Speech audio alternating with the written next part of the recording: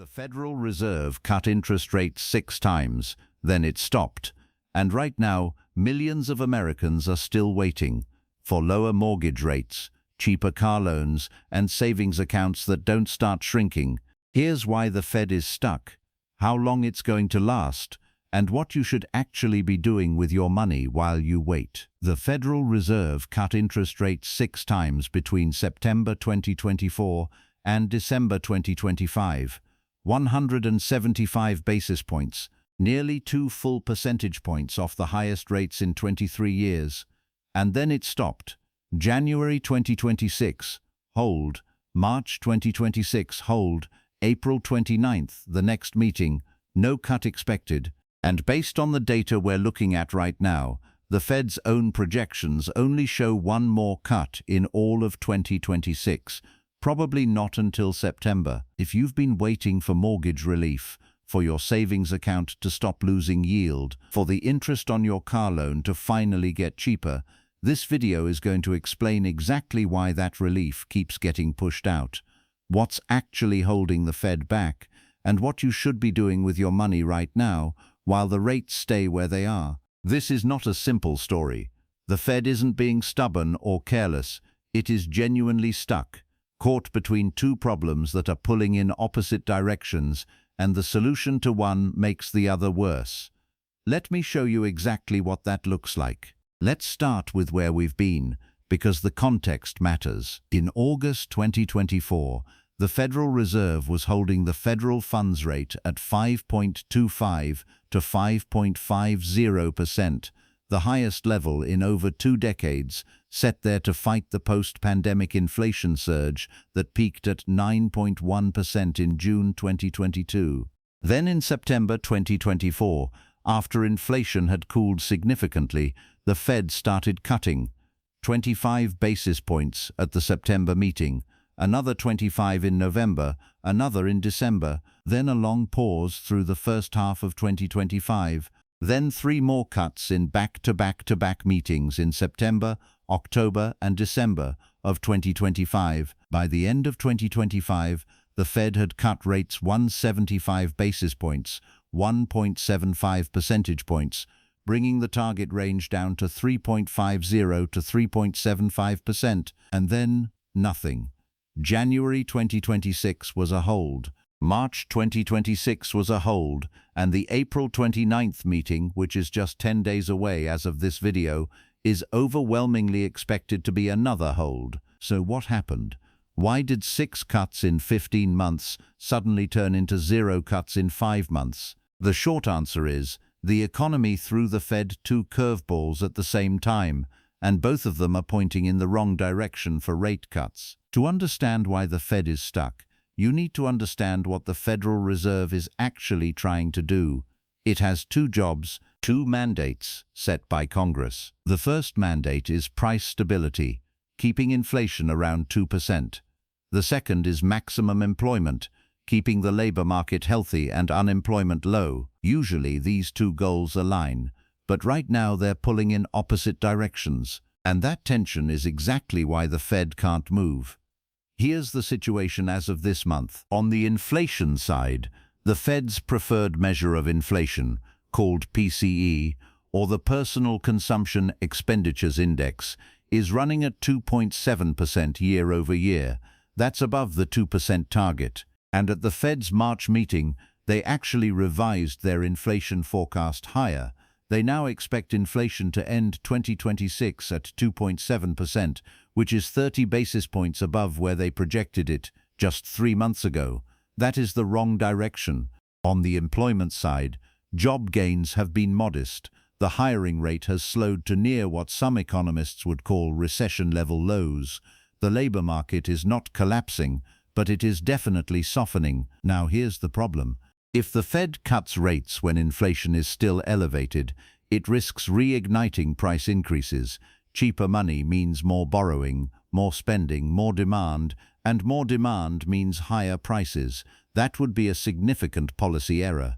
But if the Fed keeps rates high when the labor market is weakening, it risks pushing unemployment higher and tipping the economy into recession. Also a significant policy error. There is no move that solves both problems at once.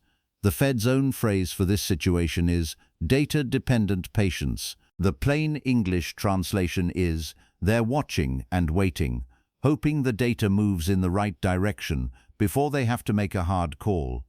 So why is inflation still elevated when the Fed already cut rates by 175 basis points? The answer comes down to two external shocks that the Fed did not create and cannot directly control. The first is tariffs. A Fed research note published on April 8, just 2 weeks ago, found that tariffs implemented through November 2025 directly added 0.8 percentage points to core PCE inflation. That doesn't sound like much, but consider this. Core PCE without tariffs would be somewhere between 2.1 and 2.6%, which is right at or just above the Fed's 2% target. The tariffs are single-handedly responsible for the entire excess. And the mechanism is straightforward. When a tariff raises the cost of an imported good, say consumer electronics, appliances, clothing, retailers pass those costs to consumers over roughly a 7-month window. According to the Fed's research, that pass-through is essentially dollar for dollar. A $1 increase in the cost of a good at the border becomes a $1 higher price for the consumer within about 7 months. The second curveball is oil. On February 28th, the United States and Israel launched joint strikes against Iran. Iran responded by restricting shipping through the Strait of Hormuz, the narrow waterway that carries 20% of the world's oil supply.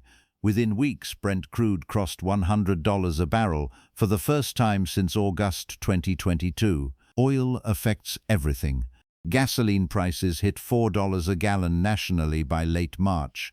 That feeds directly into headline inflation and, over time, into core inflation through transportation and production costs across the entire economy. As of this week, oil has pulled back somewhat. Peace negotiations have given markets some hope, but the Fed cannot plan its monetary policy around geopolitical uncertainty.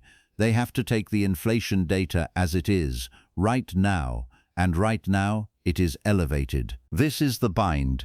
Two external forces, one from trade policy, one from geopolitics, are keeping inflation above target. The Fed didn't cause either of them, but the Fed still has to respond to what they're doing to prices. Okay, so the Fed is stuck. What does that actually mean for your financial life? Let's go through each major area, starting with high-yield savings accounts. Right now, the best HYSAs are paying 4 to 4.5%. That's genuinely good, better than anything we've seen in the last 15 years. But here's what's coming. Even if the Fed cuts just once this year, savings rates will drift lower. Banks move fast when rates fall. The practical move, if you have cash you won't need for 12 to 24 months, is to lock it into a CD now at today's rates, before that window closes, because those rates will not be here in 2027. Now bonds. When the Fed eventually does cut, bond prices rise, because existing bonds paying higher rates become more valuable. This means the positioning move right now, for investors who want to be ahead of the cut, is to move into intermediate duration bonds, something in the 5 to 7 year range. Short-term bonds have already priced in near-term uncertainty. Long-duration bonds are too sensitive to any unexpected inflation surprises. The sweet spot is in the middle. Mortgages are the area where most people have the biggest misconception. People assume that when the Fed cuts, mortgage rates drop proportionally. They don't. The 30-year fixed mortgage rate tracks the 10-year Treasury yield, not the Fed funds rate directly. The relationship is roughly 1 percentage point of Fed cuts produces about 0.6 to 0.8 of a percentage point drop in mortgage rates. With only one cut expected in 2026, that means mortgage rates might move from 6.37% today to about 6.0 to 6.1% by year-end, not the 5% some buyers are waiting for. Getting below 5.5% on a 30-year mortgage likely requires the Fed funds rate to fall to 2.5 to 3%, which, based on current projections, is a 2027 or 2028 story. If you are waiting for a normal rate to buy a home, the data says you may be waiting a very long time. Finally, stocks. The S&P 500 just hit 7,000 for the first time.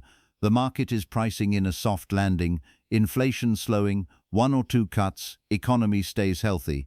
That is the optimistic scenario, and the market is fully pricing it. What the market is not pricing in is the alternative, that tariffs cause another wave of inflation, oil stays elevated, and the Fed is stuck well into 2027. Stocks do fine in a slow-cut environment, as long as growth holds, but they would reprice sharply if it became clear the Fed might actually need to hike again. That's a tail risk worth knowing about, even if it's not the base case. Here's how to actually track this going forward, without having to read every Fed press release. There are 4 dates and data points that matter most between now and the end of the year. April 29th is the next FOMC meeting. No rate change is expected, but watch Jerome Powell's press conference language very carefully. Specifically, listen for whether he uses the word confident about inflation returning to target. The more cautious he sounds, the longer the pause lasts. May 12th is when we'll get the next CPI report for April data. If inflation ticks up, especially if services inflation remains stubbornly high, that likely pushes the first cut out to December or beyond. If it comes in below expectations, September becomes more live. The June 17th FOMC meeting is the next one that includes a dot plot and updated projections. This will tell us whether the Fed is revising its 2026 inflation forecast even higher or whether things are stabilizing. A significant upward revision at this meeting would be a warning signal, and September 16th is the current consensus date for the first 2026 cut, if the data cooperates. That's still 5 months away. The bottom line: if you're making financial decisions that depend on lower rates, refinancing a mortgage, buying a home, repositioning a bond portfolio, the realistic base case is 1 cut in September at the earliest. The downside scenario is no cuts in 2026 at all. Plan accordingly. The Federal Reserve is not being careless. It is navigating a genuinely difficult set of conditions: tariff-driven inflation it didn't create, an oil shock from a geopolitical conflict, and a labor market that is slowing but not broken. The short version: rates are staying higher for longer than most people expected. The first cut is most likely September. Mortgage rates below 6% are a 2027 story at the earliest. And the highest savings account yields you'll see in a decade are available right now, but not for much longer. If you want to understand where stocks fit into all of this, specifically what happens to the market after it hits a major milestone like 7,000 for the first time, that video is linked right here. Subscribe if this kind of analysis is useful. I'll see you in the next one.